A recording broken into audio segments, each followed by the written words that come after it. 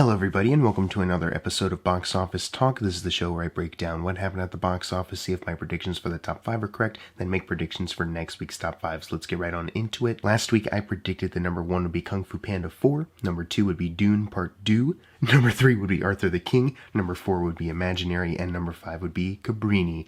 And I finally... After a while, it feels like. I feel like it's been a while. Maybe I'm missing something. But I got all 5 of my predictions right for this weekend. And a couple of you have also gotten your predictions right for this weekend. So here are your shoutouts right now. Congratulations. This is, I think, maybe what I'm thinking is it's the first time in a while where we've had a couple other, like, wild card movie releases. Like, you know, maybe it could be slow enough where this one could sneak in because there's plenty of movies that are technically coming out. But I got 5 out of 5 regardless. So, hooray for me and everyone else. Let's go over what happened in the overall top 10. I'm not going to say it's boring this weekend, but it's a lot of similar ground that we're just kind of waiting for the next bigger movie to come out, which is going to be Ghostbusters next weekend. So let's just dive on into what we have here. Number 1 was Kung Fu Panda 4 once again, and the holdover was actually not too bad. Like I said, with the movies that were out this weekend, none of them I think were going to rival what Kung Fu Panda did. I think what I was mostly looking at was like how Kung Fu Panda was going to hold versus Dune, but Kung Fu Panda actually hold around like 40%, similar to how Dune dropped off in its second weekend. So that's pretty damn good. Made $30 million this weekend, adding to a domestic total of $107 million now, so it's inching closer to Kung Fu Panda 3. It now needs $36 million to outgross that entire domestic run. Worldwide, it is sitting at $176 million right now, so it has officially, as of this weekend, doubled its $85 million initial production budget, so there you go, technically a success. It needs $345 million now until it outgrosses Kung Fu Panda 3. So still a little ways there worldwide. Domestically, it's kind of right around the corner. It'll get past 3. Worldwide, we still have a little ways to go, but hey, they've already doubled their budget, you know? I'm sure that's the only thing that they're looking at, you know, amidst all of their job cuts and outsourcing their animation to other departments. You can look into that if you want. It could be part of the reason why this movie is cheaper than some of the other Kung Fu Panda films, aside from the fact that they didn't pay the Furious 5 actors to come back. What's interesting, though, is that although it did hold over well and it has won the weekend, number 2 is Dune Part 2, holding at $29 million this weekend, so it's only $1 million off. It makes you think next weekend there could be an upset where Dune Part 2 just has a little bit of a better hold than Kung Fu Panda 4. And there's a part of me, not to spoil what my predictions are right now, but there was a part of me that was thinking maybe I should predict a flip-flop, but then I also thought, well, more people are probably going to see Ghostbusters. I don't think more people are going to flip their attention to Dune, but then again, Ghostbusters is more of a family thing now, and Kung Fu, that's their direct competition, so who knows? and the fact that Dune, now on weekend number 3 here in the video series, it held over with a percentage of like 30%, 30 to 40%. And that's still pretty damn good, all things considered. So there you go. We might have an upset next weekend, folks. Get ready. But it opened with $29 million this weekend, adding to a domestic total of $205 million. We already discussed last weekend how domestically this is already Denis Villeneuve's highest grossing film. Worldwide, it is now sitting at $494 million. So just a $6 million shy away from getting to $500 million worldwide.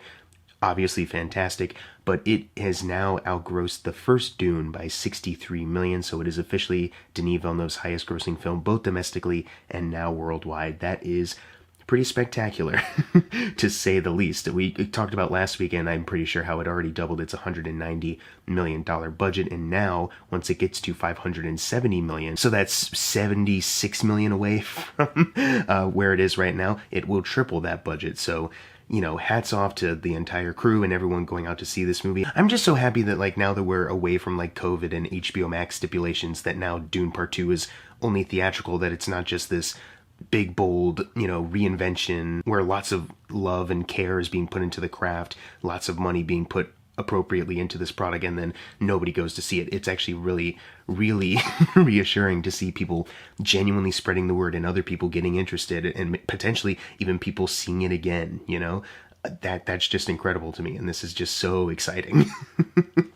Because this very easily could have been a thing a couple years ago, back to part 1, this could have very easily been a thing that a lot of people loved, a lot of people tried to talk about, but then no one went and see. That's kind of Blade Runner 2049, also Denis Villeneuve. So I'm happy that it's a bit of the opposite. I think there's been also just that years have passed since that time period, and there has been a little bit of a cultural reset as far as like, yeah, maybe we don't want to see the same exact, blockbusters that we've been getting. I'm not saying it's all comic book properties, but the shift away from prioritizing those, especially last year, into these more auteur-driven, like, movies where the craft is on display. I mean, that just goes to show you, Number 3 was Arthur the King, the new release this weekend, sneaking on in here. It made $7 million this weekend. Now, we don't have a worldwide total yet, but the budget is $19 million. So this $7 million domestic opening is not going to cut it. Maybe it'll have a solid word of mouth, and people will be like, yeah, maybe I should give that a shot with my family. But like like I just said a little while ago, now the Ghostbusters is coming out, which is kind of a family thing. It's like, yeah, it's in direct competition here. And I feel like a lot of people will go see Ghostbusters more than Arthur the Dog with Mark Wahlberg. And I wish I could bring up like some other interesting stats about like, how does this rank with the director's filmography? But the only other film he did was that recent Mark Wahlberg, Michelle Monaghan Apple Plus movie. So no stats. That's just great. Welcome to the top 10, Arthur the King. At number 4, we have Imaginary, making $5 million, adding to a domestic total of $19 million. So for director Jeff Wadlow, it is now $5 million behind Never Back Down. Worldwide, only a slight bump up there. It's now sitting at $20 million. So it is $5 million over Cry Wolf worldwide for Jeff Wadlow, and now needs $19 million until Never Back Down. But, more importantly, it's $4 million away from doubling its estimated $12 million initial production budget. So there you go, Blumhouse making them cheap, getting a, slight investment back. In this case, a slighter investment. Yeah, it's kind of interesting how this movie's not really taking off. I assume how they thought it would after they put that bear in all the marketing. I thought it was a pretty good hook as far as like trying to get, these casual audiences and horror fans into the movie, but I don't know. It did come out the same weekend as Kung Fu Panda 4, which, families are going to prioritize that, and now we're kind of moving forward, and not many people have been loving this movie enough to spread the word like with Dune 2, so womp womp. I think Blumhouse, maybe this is just me, maybe I'm reading into this all wrong, but I think maybe people see the Blumhouse logo now, and they're like, ah, fuck. like they recognize they've made some good films before, but they mostly just think of like, and not even necessarily like Paranormal Activity, but like a lot of the more recent, like goofier, like, oh, this could be really bad kind of horror movies.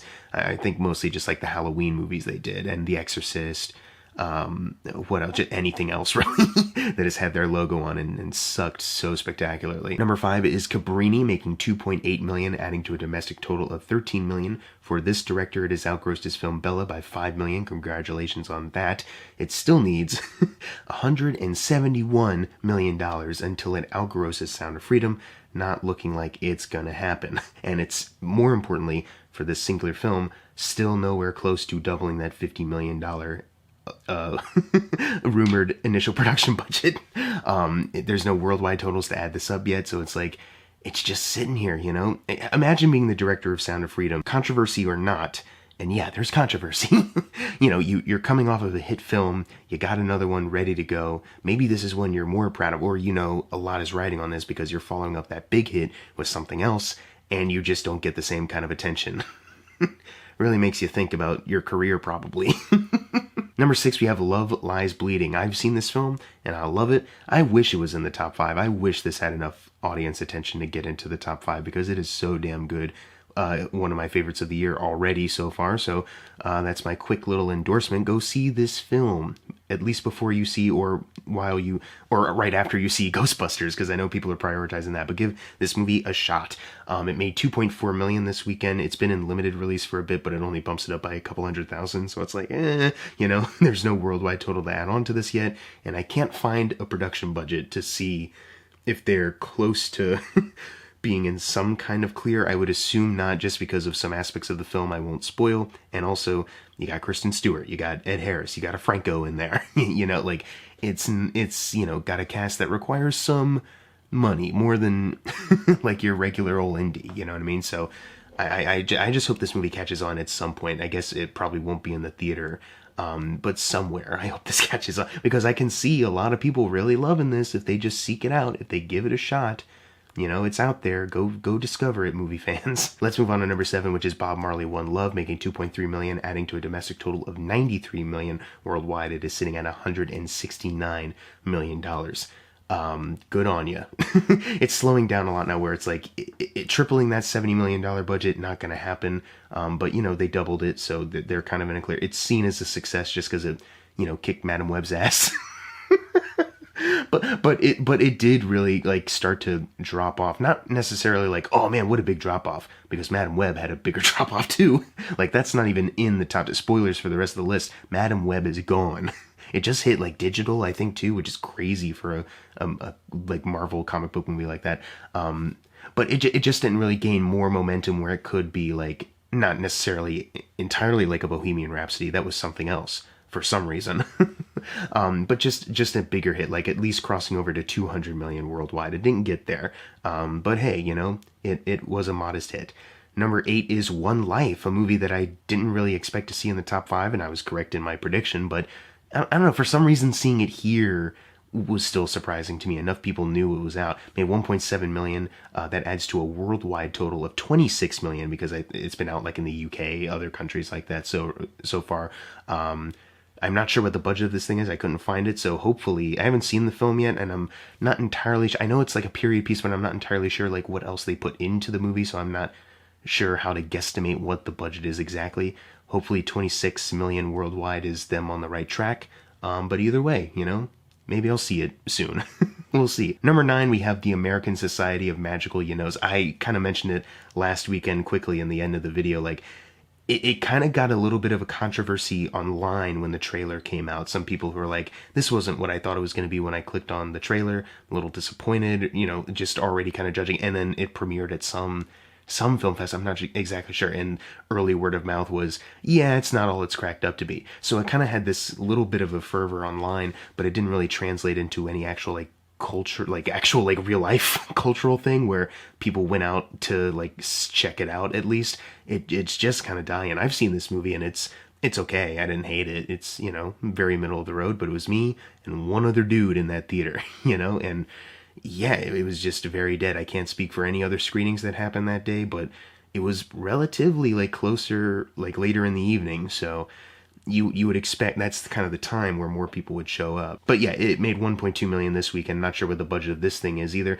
I can't imagine they spent too much on this, but 1.2 million probably won't cut it. So very unfortunate, this movie's circumstances here. You know, a bit of a fervor online that doesn't actually translate into people buying tickets. You know what I mean? Anyways, closing out the video, we have Ordinary Angels coming in at number 10, making 1.0 million, adding to a domestic total of 18 million. We still don't have a worldwide total, so that $13 million budget, you know, it's still yet to be crossed. You know, the doubling point, I mean, initially, yes, it did cross over that initial point, but the doubling point, they have not crossed over.